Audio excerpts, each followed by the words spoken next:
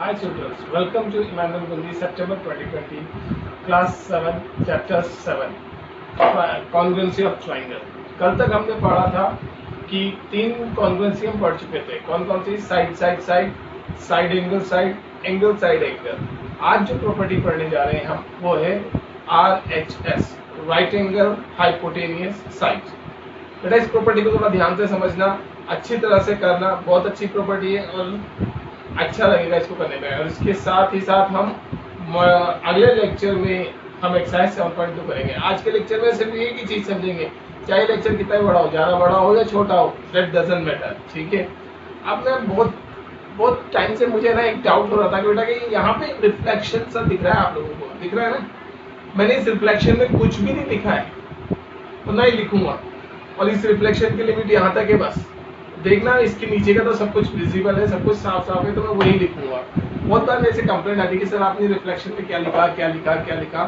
मैंने कुछ नहीं लिखा रिफ्लेक्शन के अंदर। जो रिफ्लेक्शन आ रहा है ये ट्यूबलाइट का रिफ्लेक्शन मैं बता देता हूँ, होगा ऐसा तो क्या करें, प्रॉब्लम है। ठीक है, नेक्स्ट स्टडी RHS।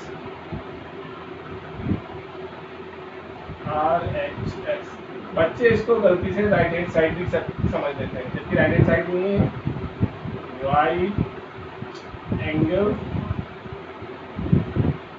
हाइपोटेनियस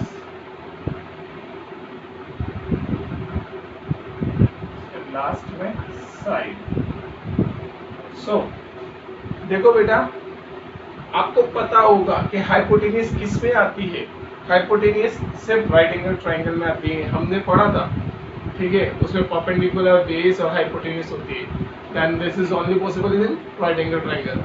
सो राइट एंगल उसने खुद ने दे दिया, हाइपोटेनियस भी दे दिया और साइड। अब किसी भी एक ट्राइंगल का दो राइट एंगल ट्राइंगल हो गए तो बोलने की जरूरत ही नहीं है कि उसका राइट एंगल 90 डिग्री के इक्वल हो गया। दो राइट एंगल ट्राइंगल में एक चीज तो बिना बोले मिल जाएगी, वो है एंगल, और वो भी कौन सा? Right angle. यानी पहली चीज तो मिल जाएगी। दो चीज आपको ढूंढनी पड़ेगी, वो दो चीजें कौन सी है? एक हाइपोटेनियस है और एक कोई सी भी एक साइड ट्राइंगल की। तो लेट्स सी, देखो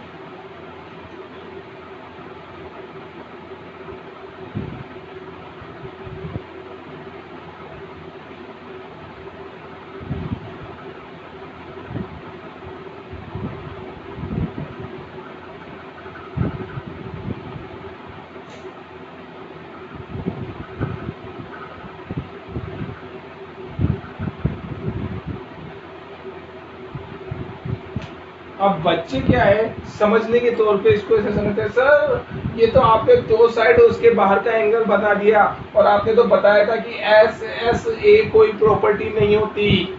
हाँ बेटा, डेफिनेटली मैंने बताया था कि एस एस ए कोई प्रॉपर्टी नहीं होती, बट ये एस एस ए नहीं है। क्यों नहीं है? क्योंकि मैं उसको लगा ही नहीं रहा हूँ। क्यों नहीं लगा रहा? क्योंकि यहाँ राइट एंगल मिल गया मुझे।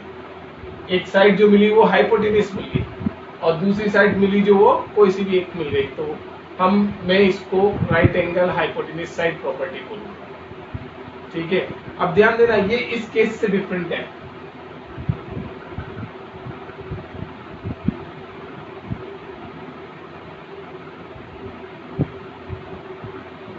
सर ये भी तो सेम टू सेम है। इसमें भी देखो एक एंगल एंगल के इक्वल है जैसा कि इसमें इसमें इसमें एक साइड इसके इक्वल है जैसे कि इसमें, और दूसरी साइड आपस में इक्वल है। बेटा यही तो फर्क मैं समझाना चाहता हूँ, क्या कि इसमें कोई सा भी एंगल होगा, 60, 50, 70, 40, 30, 120, 160 कुछ भी होगा, लेकिन 90 नहीं होगा। अगर 90 है तो ये न रह के side side side angle side side angle side side न रह के ये क्या बन जाएगा? RHS बन जाएगा, राइट एंगल हाइपोटेनियस साइड बन जाएगा अगर 90 डिग्री हुआ तो। बट ध्यान रखना, 90 डिग्री की में भी बहुत सी बार AAS आ जाती है, एंगल एंगल साइड, और 90 डिग्री में ही बहुत सी बार आपके पास साइड एंगल साइड आ जाती है, SAS। वो भी मैं केस बताऊंगा। सो ध्यान से देखते हुए चलना। पहले तो मैं इसको प्रूव करता हूँ। देखिए, नाम के हिसाब से angle B is equal to angle E 90 degree, then BC hypotenuse, sorry, right angle hypotenuse is AC, BF and BC is equals to E F. सबका रीजन क्या है? गिवन। ठीक है, गिवन है, कॉमन कुछ भी नहीं है इसलिए गिवन है। सो नाउ अब what would we say that so triangle ABC is, sorry बेटा वो मोबाइल गिर गया था, एक बार एडजस्ट किया, तो हम कहेंगे so triangle ABC is congruent to triangle. अब ध्यान दो, AB साइड तो है नहीं, तो एंगल कौन सा इक्वल है? BC साइड है आपकी। BC किसके इक्वल है? EF। BC किसके इक्वल है? EF के। तो अब देखो आगे का पॉइंट मिसिंग है ना, तो आगे क्या आ रहा है? A की पॉइंट बचा D, और एंगल B E के इक्वल है। अब देखो AC DF के इक्वल है। So triangle ABC is congruent to triangle EF by property RHS। Yes, clear है? अब गौर से देखना, मैं एक को चीज जो बताने जा रहा था आपको, कौन सी बात बताने जा रहा था, ध्यान से देखना। क्या बात है वो कि कब हमारा right hand RHS property SAS में बदल जाएगी। ठीक है, लेट्स सी।